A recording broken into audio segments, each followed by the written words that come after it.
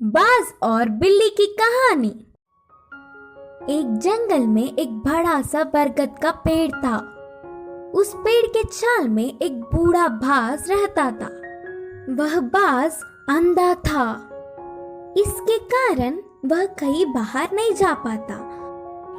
उस पेड़ पे बहुत सारे पंछी भी घोंसला बनाकर अपने बच्चों के साथ रहते थे। वह पंछियां पूरा दिन भोजन ढूंढने में लग जाते। यह बूढ़ा बाज पंछियों के बाहर जाने पर उनकी बच्चों को अच्छे अच्छे कहानियां बोलते हुए ध्यान रखता। शाम को घर लौटने वाले पंछी उनके लाए हुए भोजन में थोड़ा सा बाज को भी देते। ऐसे समय बीतता गया। एक दिन वहाँ से गुजरता हुआ एक बिल्ली पेड़ पे खेल रहे पंछियों के बच्चों को देखा। आहा, बच्चे बहुत नरम हैं। इनका मांस तो बहुत ही अच्छा होगा। इतने स्वादिष्ट खाने को मैं अपने सामने रखकर पूरा जंगल घूमता रहा। सोचकर उन्हें खाने उस पेड़ पर चढ़ गया। उस बिल्ली को देख सारे पंछियों के बच्चे डर के चिल्लाने लगे। वह आवाजें सुनकर बाज शाल से बाहर आकर कौन है वो करके गुस्से में चिल्लाया। उस चिल्लाहट सुनते ही बिल्ली के ऊपर के प्राण ऊपर ही गए। उधर उन बच्चों के अलावा कोई नहीं सोचकर पेड़ चढ़ गया था। पर अब बाज को देख कांपने लगी। बचने के लिए उसे कोई रास्ता नहीं दिखा। जो होगा सो होगा सोचकर साहस करके कहा, हाँ, मैं एक बिल्ली हूँ। आपके आज्ञा के बिना इस पेड़ पर चढ़ के आने के लिए माफी चाहता हूँ। तब तुरंत बाज, क्या तुम बिल्ली हो? पहले इस पेड़ से उतरकर चले जाओ, नहीं तो तुम्हारे प्राण ले लूंगा, बोलकर चेतावनी दी। हाँ, पर अब गुस्सा ना हो। मेरा जन्म बिल्ली जात का होने पर भी उस जात के लक्षण नहीं आए। मैं मांस नहीं खाता, ऊपर से ब्राह्मण हूँ। इस जंगल के पंछी जानवर तुम सब बहुत ही अच्छे हैं करके तुम्हारे लिए अच्छा ही सुनकर तुमसे दोस्ती करने के लिए आया हूँ। बिल्ली ने बहुत ही होशियारी से कहा। बिल्ली के बातें सुनकर बाज बहुत खुश हुआ। इससे बिल्ली बाज की और तारीफ करने लगी। उस दिन से दोनों अच्छे दोस्त भी बन गए।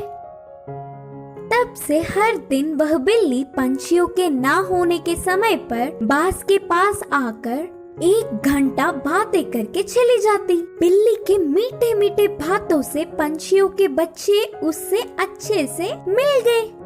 ऐसे कुछ दिन बीत गए। फिर मौका देख हाथ आए हुए हर एक बच्चे को खाना शुरू कर दिया। बिल्ली खाने के बाद बिना किसी को दिखे उन बच्चों के हड्डियों को बाज के रहने वाले चाल में फेंक दिया। आगे आगे पेड़ पे रहने वाले पंछी अपने बच्चों को गायब होता देख वह सब एक दिन इकट्ठा होकर बाज के पास आकर अपने बच्चों के गायब होने वाले खबर पूछे। अंधा बाज उसे कुछ नहीं पता, लेकिन सारे पंछी बाज के घर जाकर देखा तो पूरा चाल पंछी के बच्चों की हड्डियों से भरा पड़ा था। बिल्ली के बारे में ना कुछ जाने बिना सारे पंछी बाज ही उनके बच्चों को मारकर खाया होगा सोचकर उस बूढ़े बाज को अपने नुकीले चोंचों से वार कर करके मार दिया। करके पीड़ित होते हुए बाज ने अपने प्राण छोड़े। इस कहानी की शिक्षा है कि जन्मजात के लक्षण मरने से भी नहीं मिटते। कुएं में हीरे का कंगन। एक गांव में रामू नाम का एक लड़का रहा करता था। एक दिन जब उसकी माँ घर साफ कर रही थी तब उसे एक पुराने जमाने का सोने का कड़ा मिला। वो उसे अपने हाथ में लेकर कहने लगा, माँ, मुझे ये कड़ा एक दिन के लिए पहनने को दो ना। बेटे की इस ख्वाहिश को देखकर माँ ने कहा, ठीक है बेटा, पहन लो, लेकिन याद रखना कोई साधारण कड़ा नहीं है। ये तो सोने का कड़ा है। आज इसे पहन लो और कल तुम्हारे पिता को बिना बताए हम इसे वापस अलमारी में रख देंगे। जैसे ही इसकी माँ ने कहा वो तुरंत कड़े को पहन के सारा गांव घूमने लगा। रात में भी उसने उस कड़े को खुद से दूर नहीं किया और अपने पास ही रखकर सुकून से सो गया। उस रात उसके गांव में चोर घुस आए और जिसके घर से उन्हें जो कुछ मिलता था, जैसे पैसे, जेवर, सोना, सब उठाकर ले जाते थे। सुबह जब उसके गांव वालों को पता चला कि उनकी सभी मूल्य चीजें चोरी हो चुकी हैं, वो सब शोर मचाने लगे। कितना ढूंढने पर भी चोर का पता नहीं चला। रामू की वजह से उसके पुरखों का सोने का कड़ा चोरी हो चुका था। ये सुनकर उसके पिताजी को बहुत गुस्सा आया और वो डांटने और मारने लगे। कुछ देर बाद उसने कहा, वो कोई खिलौना नहीं था जो तुमने खो दिया, वो मेरे पुरखों की निशानी थी। अब दोबारा मुझे अपनी सूरत नहीं दिखाना, निकल जाओ यहाँ से।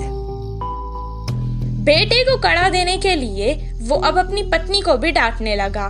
वहीं रामू अपने पिता से मार खाकर बहुत दुखी होकर घर से रोते रोते निकल गया।